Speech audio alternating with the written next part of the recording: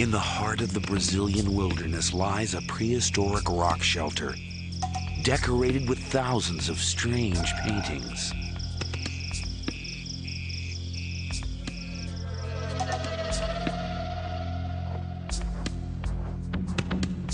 South American archaeologists are finding unusual human remains.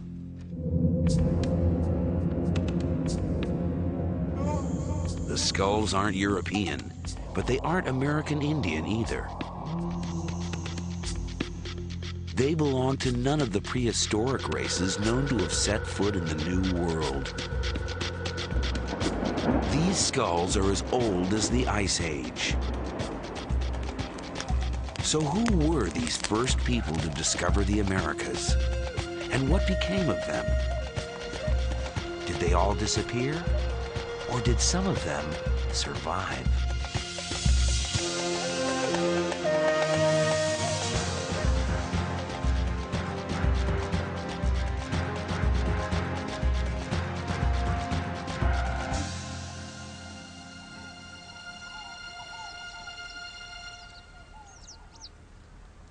This is Serra da Capivara, a rocky outcrop of cliffs and valleys in a remote corner of northeast Brazil.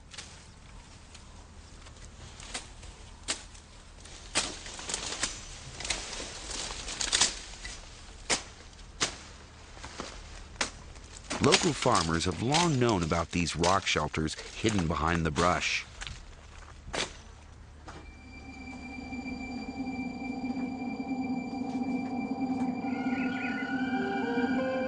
Shelter walls are decorated with scenes from everyday life. A net to catch deer. A stick to collect honey from a beehive. A hand shielding the eyes. Here, 3 people are helping a pregnant woman give birth.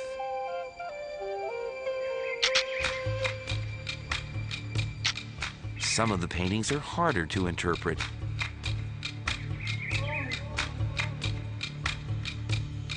These curious-looking figures are thought to be men in disguise, dancing with women.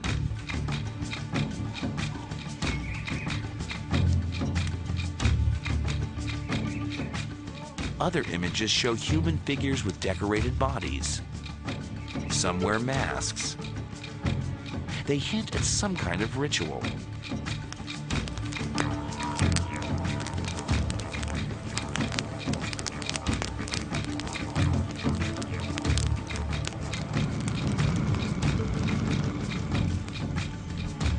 No one yet has figured out what these scenes mean. But local farmers claim to know who originally painted them.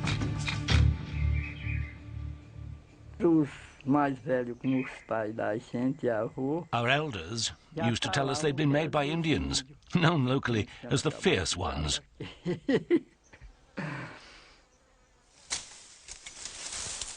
Indians were the obvious candidates.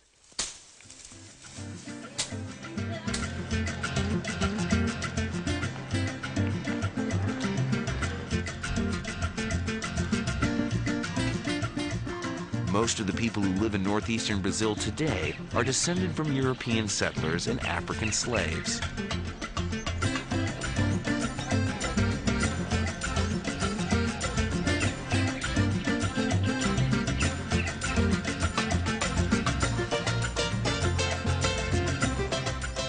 But these ancestral groups arrived in Brazil just 500 years ago. When the Portuguese first discovered Brazil, they found that Indians were already here. And a few of the local villagers are descendants of mixed marriages between Indians, farmers, and slaves.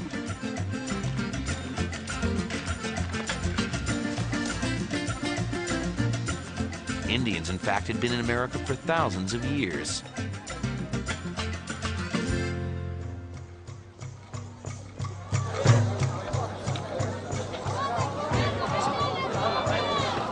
Scientists today can tell precisely when they arrived and from where.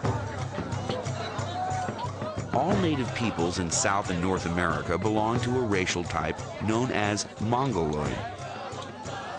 they're descended from the ancient peoples of Siberia.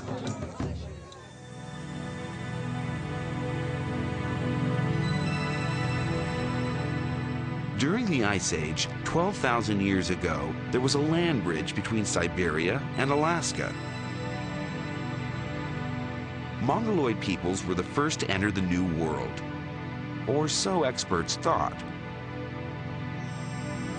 The Brazilian finds point to a very different story of the discovery of the Americas.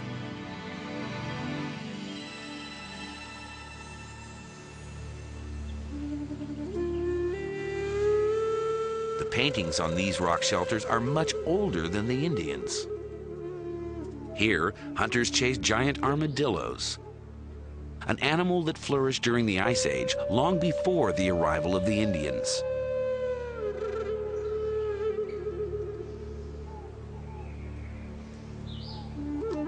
There's a playful feel to many of the scenes. Here, a group of men are standing on each other's shoulders, just like a circus act. And here, a rare romantic moment.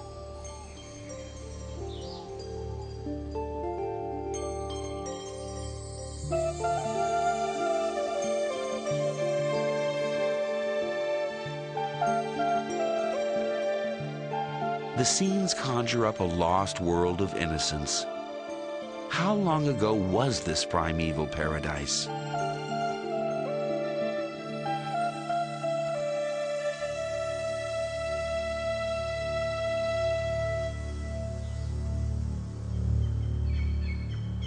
French archaeologists have just finished digging in Pedra Furada, the largest of the rock shelters. Their aim was to go back in time to a period well before the arrival of American Indians.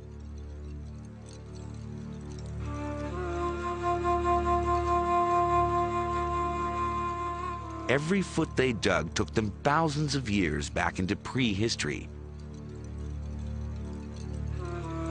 When they reached layers 40,000 years old, they found these.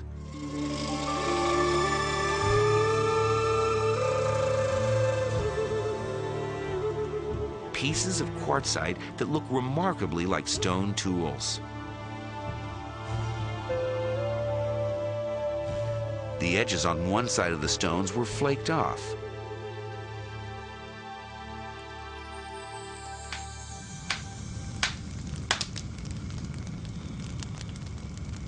Were these stones shaped into cutting tools by human hands?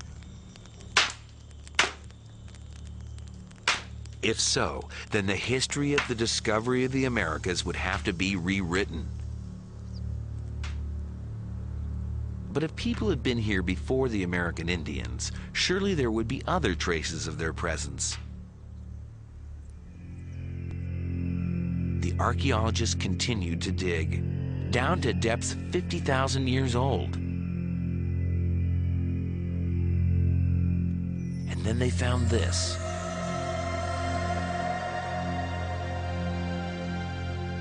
Fragments of animal bone and charcoal.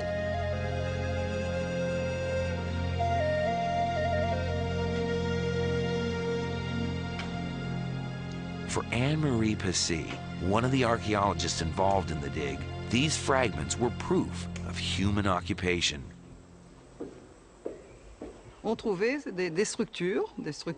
We found structures shaped like hearths. Next to the charcoal, depending on the period, we sometimes found food leftovers of animals they may have eaten.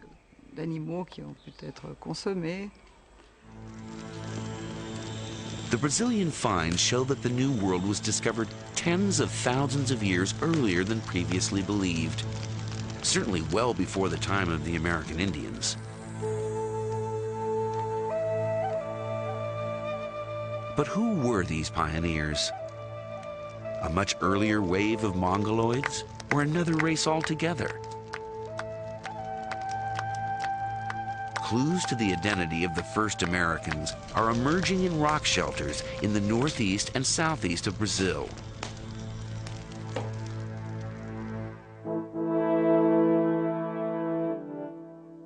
Archaeologists there have recently unearthed human remains.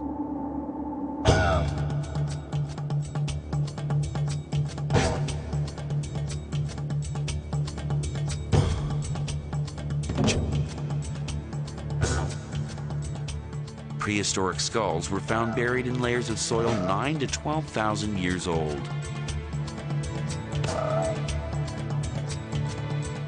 They are the oldest skulls in the Americas.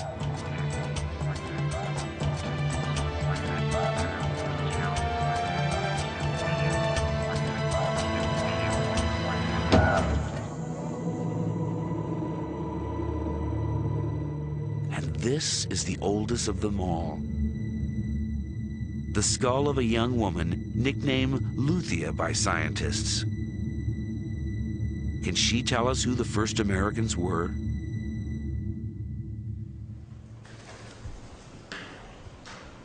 Walter Neves is a physical anthropologist at Sao Paulo University in Brazil.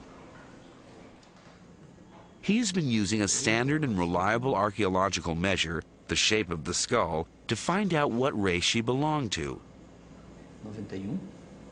He fully expected Luthia to be a Mongoloid, an ancestor of the American Indians. 91.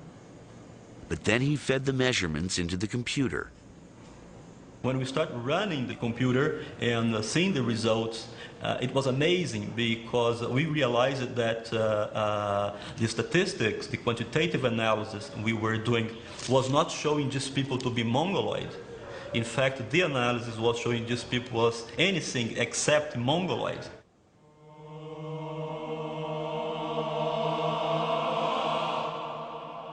So who was Luthia?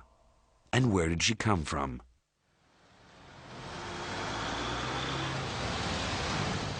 To find out, the skull was taken to a hospital in Rio de Janeiro to begin the process of reconstructing her face. The first stage was to make a three-dimensional CAT scan of Luthia's skull in order to build a replica.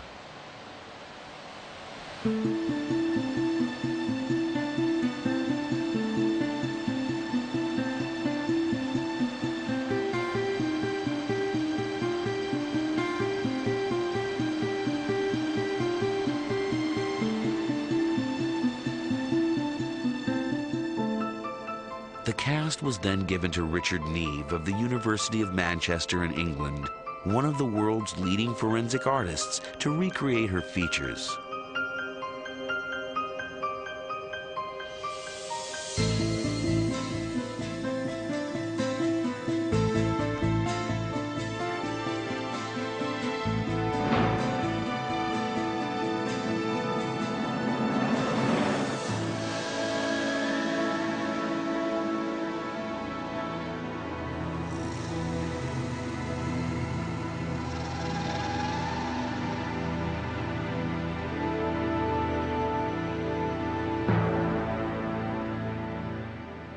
That, to me, is a Negroid face that has all the features you associate with a Negroid face. The proportions of the face, it doesn't say anything about it being a Mongoloid. Luthia belongs to a race found historically along the rim of the Indian Ocean, in East Africa, in the islands of South Asia, and in Australia and Melanesia. Was this then the face of a first American?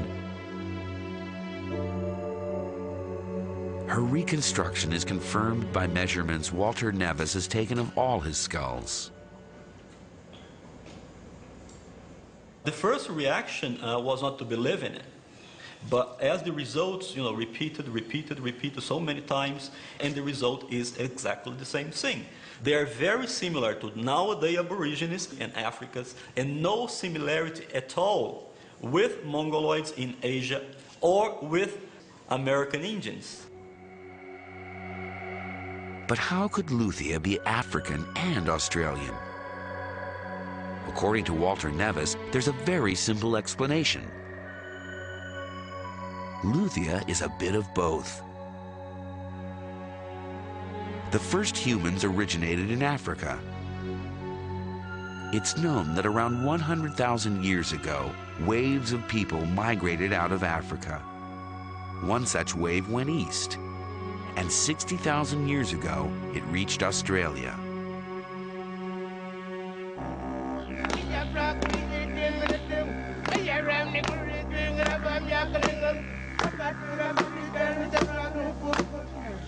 Luthia, it seems, belonged to a race of humans descended from Africans, a race that eventually became today's Australian Aborigines.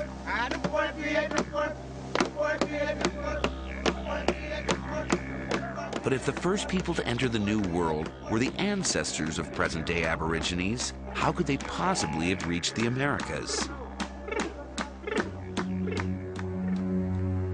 Australia and Southeast Asia are on the other side of the Pacific Ocean, more than 8,000 miles away from South America.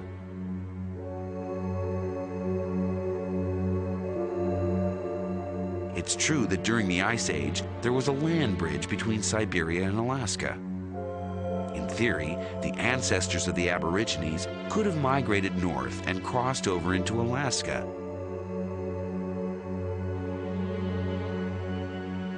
But they wouldn't have made it very far.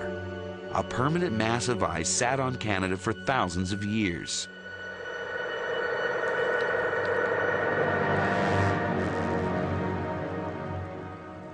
That wall of ice would have blocked the way into America to both animals and humans. But could there have been another route to South America?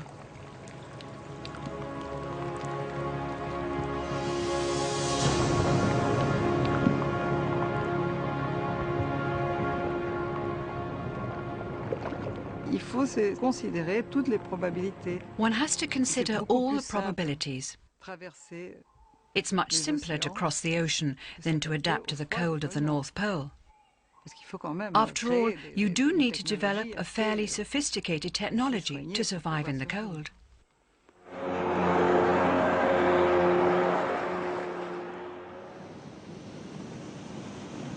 But did the ancestors of the Aborigines have the technology to cross the Pacific?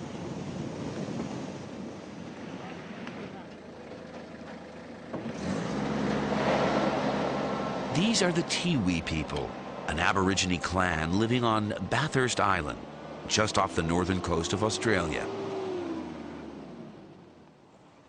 As far back as they can remember, their way of life has always revolved around the sea.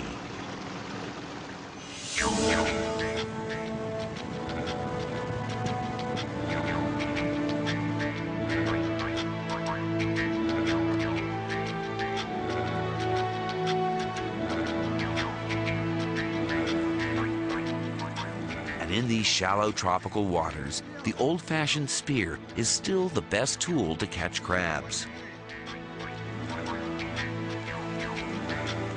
But the Tiwis are very much the exception. Most Aborigines live on the mainland and have no seafaring heritage.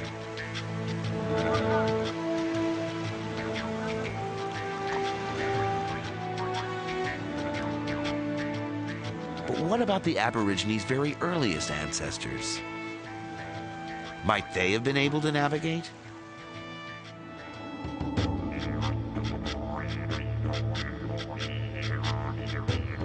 Curiously, the best clues to the culture of the first Australians are to be found far away from the coasts.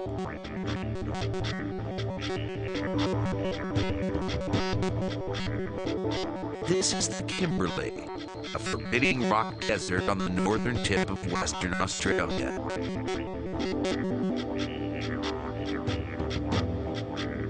Today, the place is uninhabited.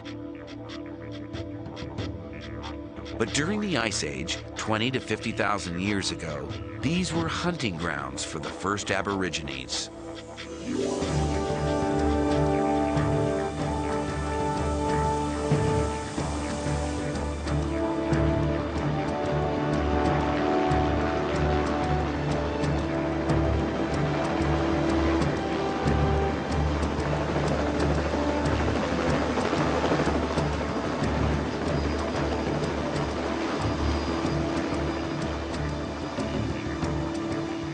Graham Walsh, an Australian rock art specialist, has devoted his life to finding and recording their earliest traditions.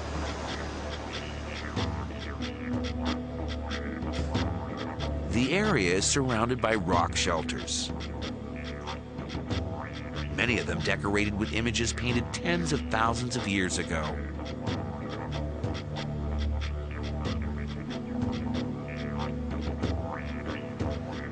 In one rock shelter, Graham Walsh has discovered a painting that is about to rewrite the history of seafaring.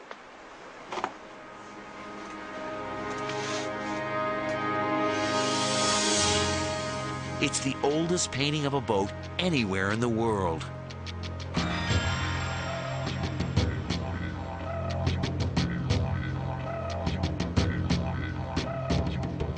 The people in the boat have got very distinctive headdresses on, and they're associated with a type of figures that we call simple northern figures that are found in this area of the North Kimberley here.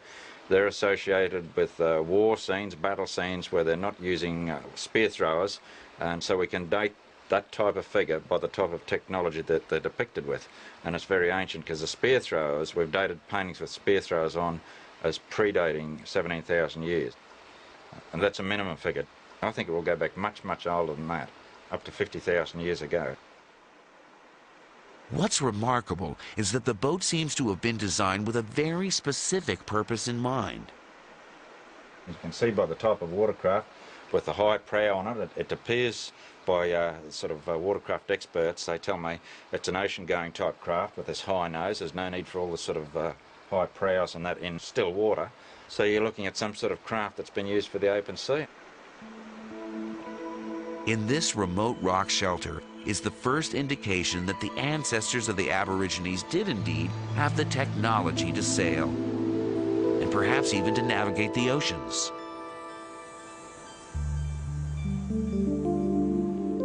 But why would they have wanted to cross the Pacific? The vastness of the ocean was surely a deterrent.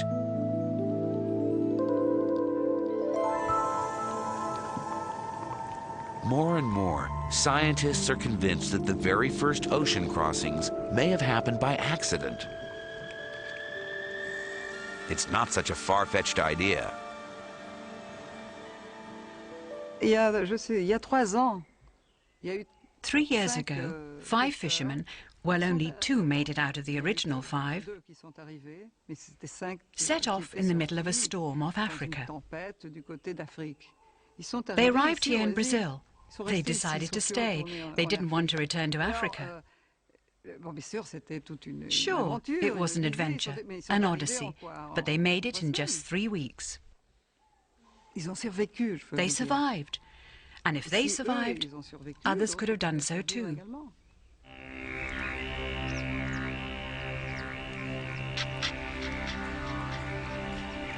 If the ancestors of the Aborigines did reach South America by chance, they would have been the first people to settle the New World.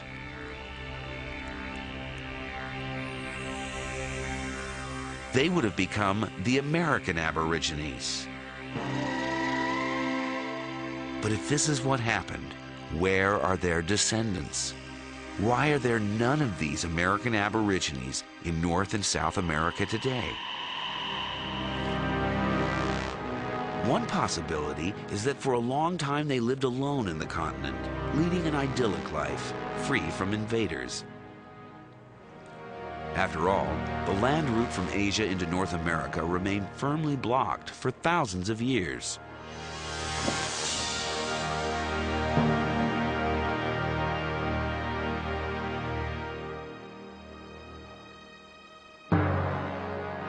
But around 14,000 years ago, the climate began to warm up.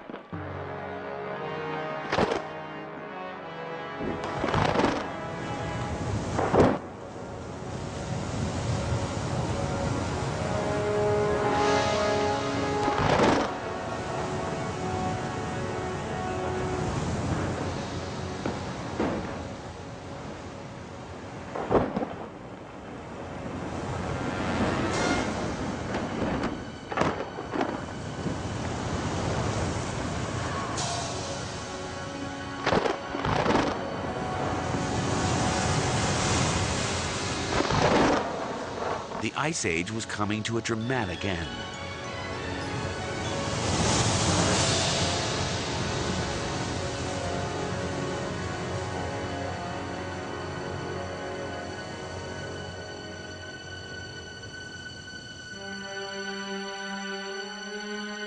In Alaska, an ice corridor opened up. Animals took advantage and crossed through.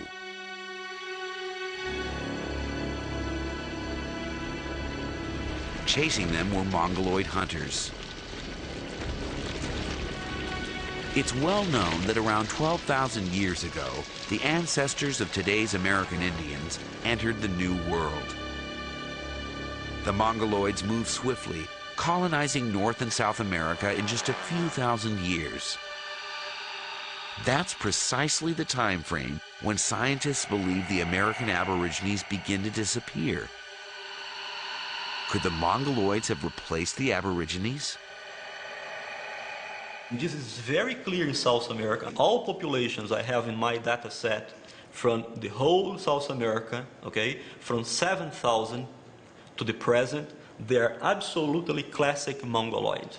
And everything I have with more than 9,000, okay, is absolutely non-Mongoloid. So I would say this replacement occurred between 9 and 7,000 years ago. Rock art experts have been studying the Brazilian paintings for clues about how that replacement might have happened. Here may be an explanation for how the American Aborigines became extinct. This scene shows several men in midair. They look as if they're flying.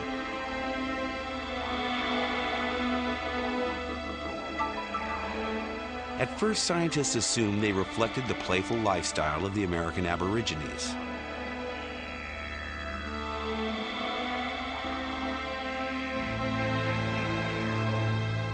But computers can shed new light. Images can be digitally removed and then reintroduced one at a time.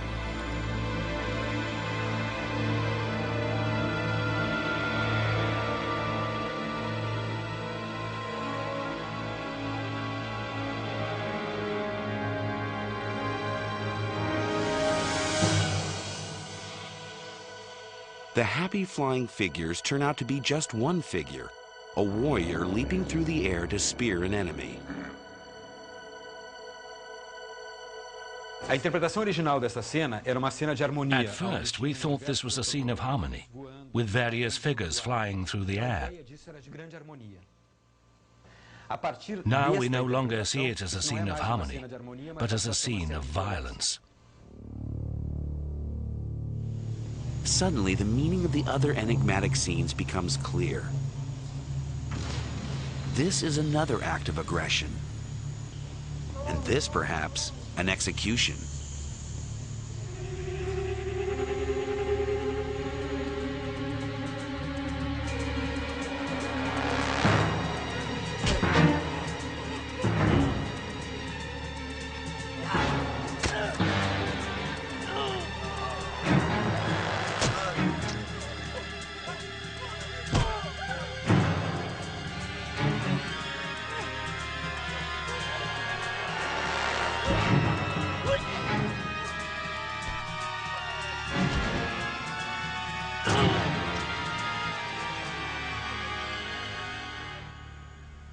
Were the Mongoloids at war with the Aborigines? Tellingly, these scenes only begin to appear after the arrival of the Mongoloids. Jusqu'à 9000 ans, on n'en trouve pas une. Until 9,000 years ago, we don't find a single scene of violence, and this coincides with finds which show an increase in population. Ça coïncide. On peut pas tirer des conclusions. We can't draw any conclusions, but there is an increase in small tribes, and violence becomes very important. La violence commence à devenir très important. Conquest by the Mongoloids would explain why there are no Aborigines in the Americas today. They were wiped out.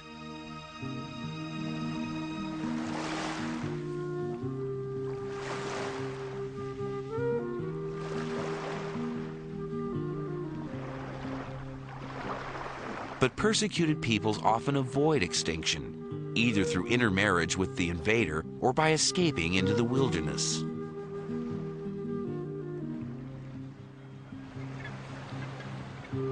Could some American Aborigines have survived in a remote corner of the New World?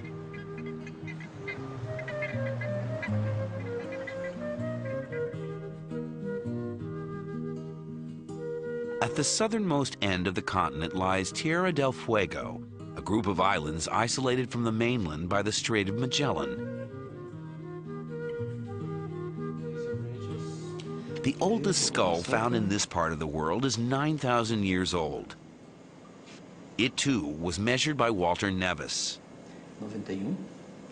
This skull also shows a strong similarity with Australians and no similarity at all with nowadays Indians or Mongoloids. Okay, so even in the extreme southern cone of the Americas, okay, was inhabited by these people that has nothing to do with Mongoloids.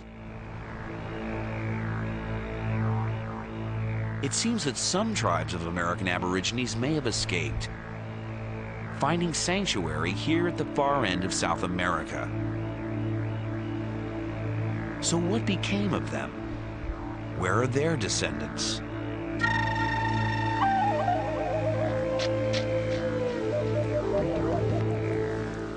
When the first Europeans explored Tierra del Fuego, they encountered bands of hunters and gatherers, the Fuegians.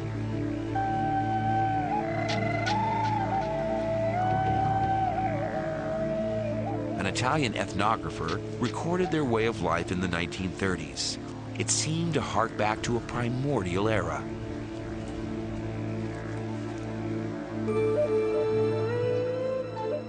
Sisters Cristina and Ursula Calderon are children of those hunters and gatherers. They were born just over 70 years ago in this small village, now abandoned. Could these sisters be actual descendants of Luthia and the American Aborigines? On the face of it, no. Their appearance is not very different from that of other Native Americans.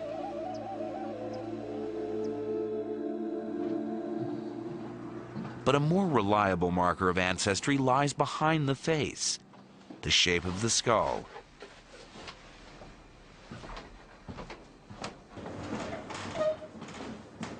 The local museum houses several skulls of modern Fuegians, recent ancestors of Cristina and Ursula.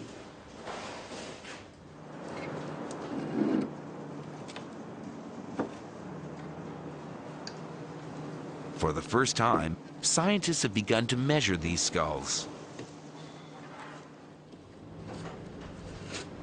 As expected, they have found some classic Mongoloid traits, such as flat faces.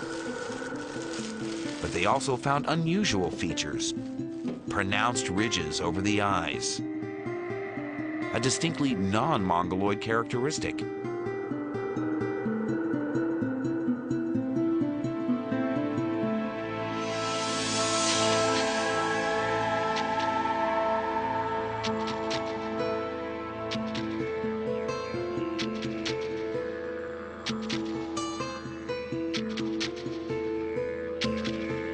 Apparently, Fuegians were somehow related to the ancestors of the Australian Aborigines.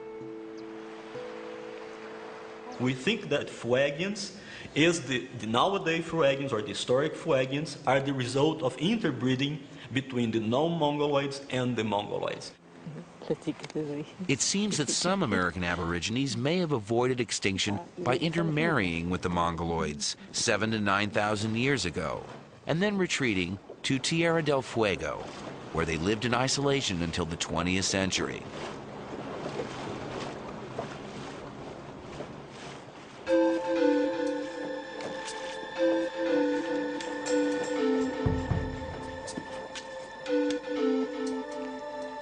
But the Aborigines were originally a race adapted to life in the tropics. How could they have survived in this cold and damp corner of South America?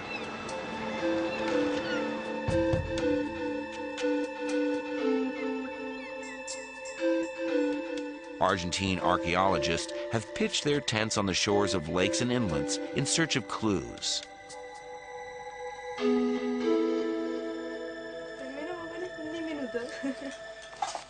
On this beach, they found mounds of mussel shells.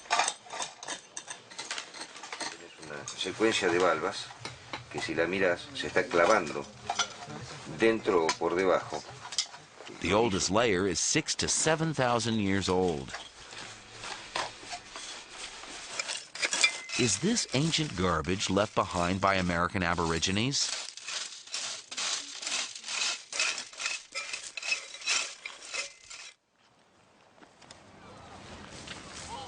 Mounds of shells have been found all over the beach. The mounds are overgrown with grass, but they have a distinctive shape. Each one is built up around a hollow. According to Ernesto Piana, the excavation leader, they're evidence that this sheltered beach was the site of a very ancient settlement. This kind of round structures, you may see many in this archaeological site in Miwaya, are actually the base of their huts.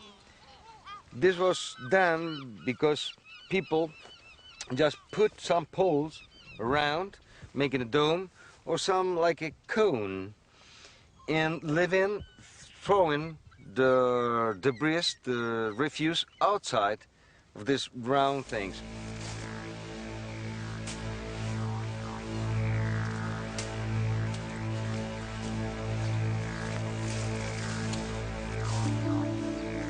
Alongside the very same beaches, similar huts were being built by the Fuegians until just 60 years ago. These huts sheltered the American Aborigines through thousands of winters of wind, rain, and snow. Some tribes wore hides of guanaco, a type of llama, to keep the cold out. But others wandered around virtually naked. How did they cope with the cold?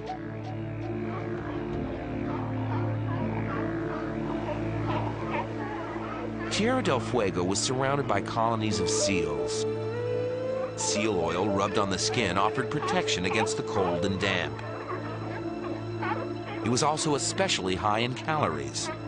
A spoonful a day provided extra resistance to the cold. We were given spoonfuls of seal oil. That's how I grew up healthy. And I guess that's why I'm still here today. They said it was very good for the kids, but only in winter, not in summer. Because in summer your face comes out in a rash of spots.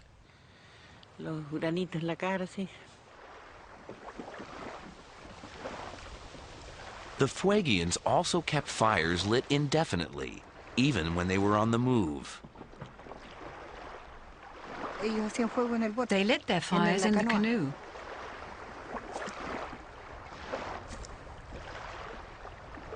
And I'd ask, how come the boat doesn't burn? No, the fires were lit on a layer of damp grass. So long as the fire is small, the canoe doesn't catch fire.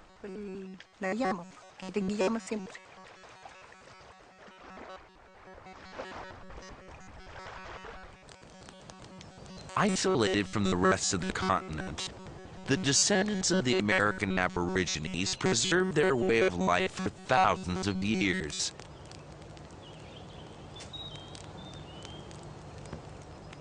But there's something else. They appear to have also kept alive their rituals.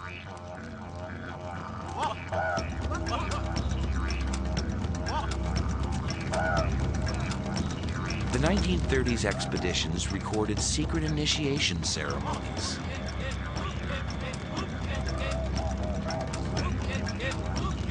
Before boys could be led into the secrets of the tribe, they had to face up to spooks and spirits.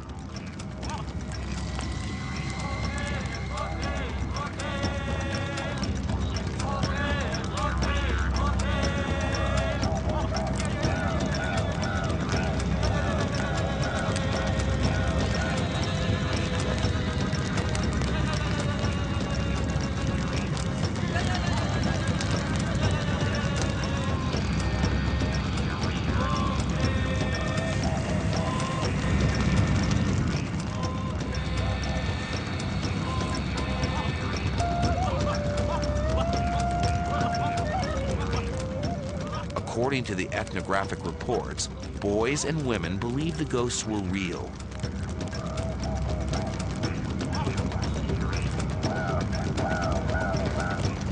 Could such rituals help decipher the enigmatic scenes on the Brazilian rock shelters? The dancing spooks, with their masks and stripes, are strangely familiar.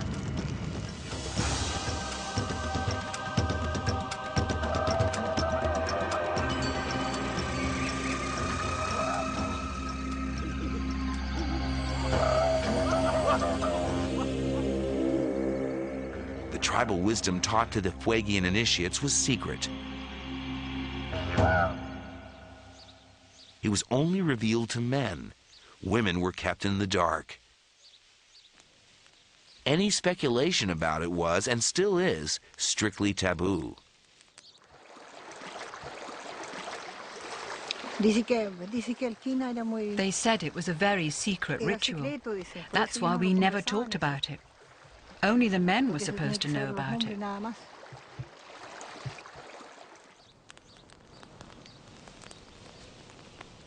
What was so secret that it had to be kept from the women?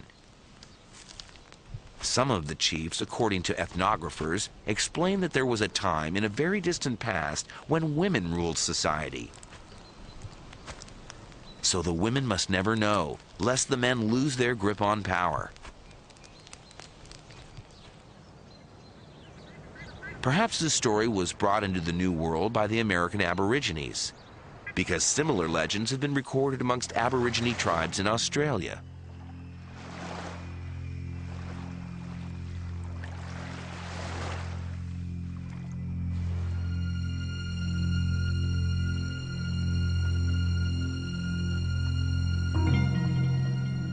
Amazingly, traditions of the first peoples of Australia appear to have been preserved here at the utmost end of the earth by a small band of their descendants.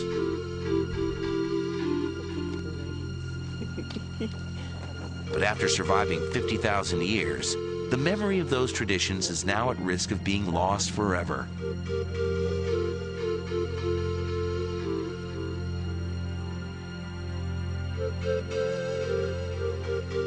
The arrival of white settlers in the late 19th century pushed the native people of Tierra del Fuego to the brink of extinction.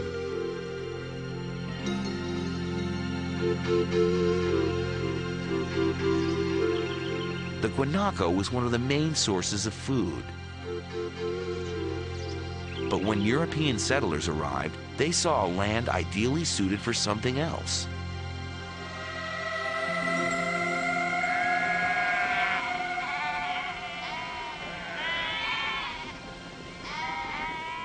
Gradually, the guanaco hunting grounds were transformed into vast sheep stations.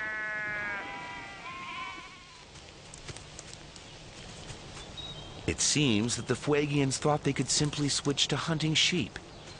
It was a tragic mistake.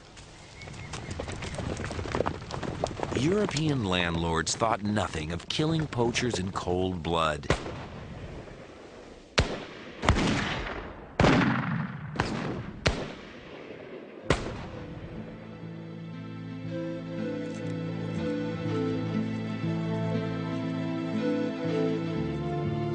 Christian missionaries tried their best to help the natives adapt to the changing circumstances.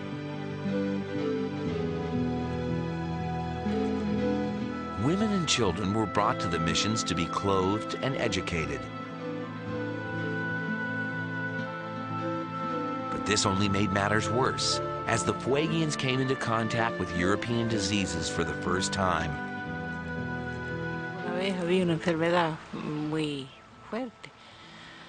There was a virulent disease, and many died from that. A few survived, but then came a stomach illness, and many more died. Many babies and adults. I was ill too, but I pulled through.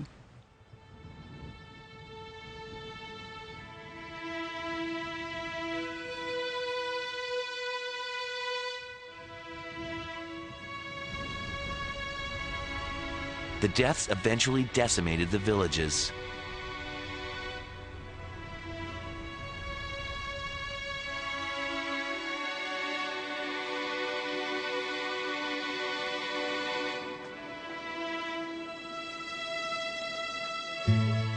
"30 years ago, Christina and Ursula had to abandon the village where they grew up and move into a white settlement.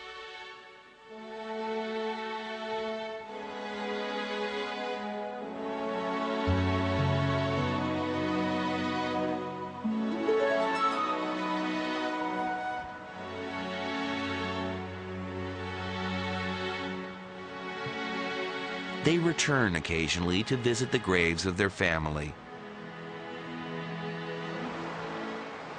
Christina and Ursula are now the last surviving link to the culture of the pioneering Aborigines who first discovered the Americas. For they are two of only a few full-blooded Fuegians left alive. Their children are the offspring of mixed marriages.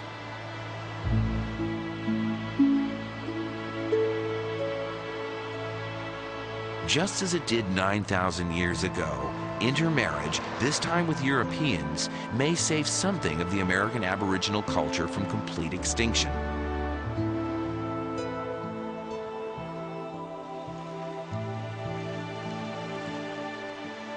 The Fuegians' ancestors had set off from the other side of the world. Their arrival in Tierra del Fuego was the culmination of an epic journey across ocean and continent. They were the first to discover the Americas.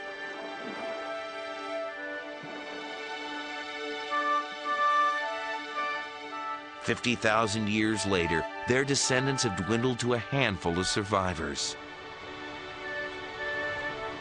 But who knows?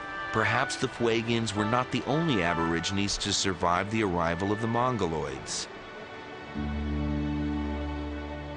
Maybe another tribe of long-lost American Aborigines is awaiting discovery in some remote corner of the Brazilian jungle.